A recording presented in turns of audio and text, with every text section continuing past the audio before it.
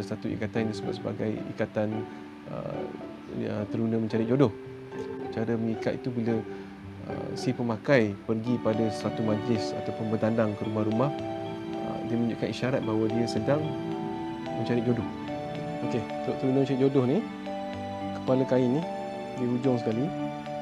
Kedudukan samping kita mesti duduk di atas pusat. Di atas pusat. Bukan di bawah pusat pemakaian samping. Kedudukan samping di atas pusat.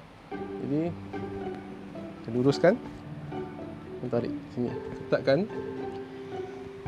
lipat daripada kiri, lipat ke kanan. Ketatkan ya.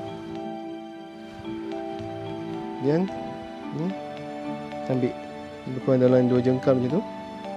Tengah tarik dia ke atas sini. Luruskan separa dengan hujung kain. Dan kita lipat. Okey.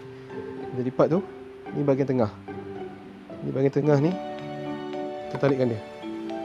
Kena pakai di sini. Tengah.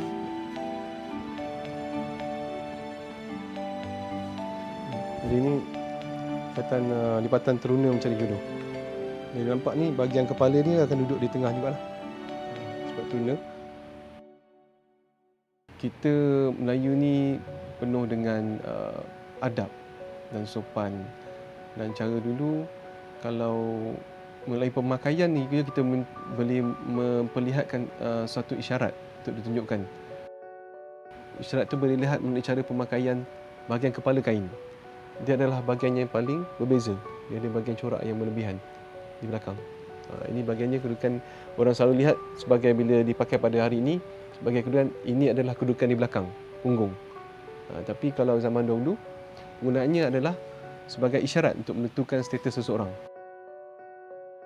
Jadi kalau untuk yang sudah berkahwin bagi lelaki, kita akan memakai kepala kain ini di sebelah kanan. Itu bahagian kanan dan melilit ke belakang. Manakala kalau perempuan pula, dia akan memakai sebelah kiri dan melilit ke belakang. Jadi kalau status janda ataupun duda pula, dia akan melilit, bagi perempuan tadi kita akan melilit daripada bahagian kiri ke hadapan. Manakala lelaki sebaliknya, dia akan melilit daripada kanan bahagian hadapan. Jadi penggunaan ini jelas menunjukkan bahawa kita pada zaman dahulu itu telah menetapkan syarat penggunaan ataupun kod khas untuk menentukan status seseorang dalam pemakaian samping. Orang berkahwin ni dia akan memakai samping daripada pinggang sehingga ke bawah lutut, itu di separas jantung betis. Jantung betis ni pertengahan lah, jantung betis dan di bawah lutut. Jadi bagi yang bujang ataupun teruna dan belum berkahwin, pemakaian samping tu dia lebih tinggi sedikit, itu di atas lutut. Yang belum berkahwin ataupun bujang dan dara, dia akan menggunakan kain ni, bahagian kepala kain ni dipakaikan di hadapan sebagai peninding menutup aib malu, maksudnya. Okey, sekarang kita nak buat ikat anak teruna.